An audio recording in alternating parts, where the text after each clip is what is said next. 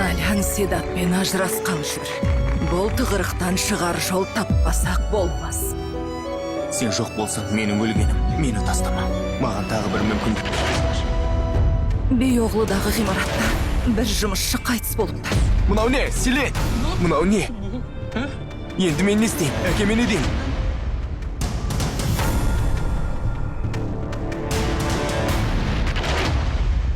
Бұл Седат Көреғұлының үйі ме?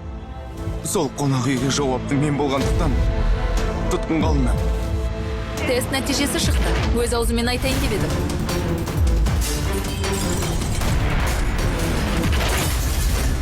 Мазаларымыз қашпасын деп осы уақытқа дейін үндемей келдім. Маған қарыздарсыз, Рафет Мырза.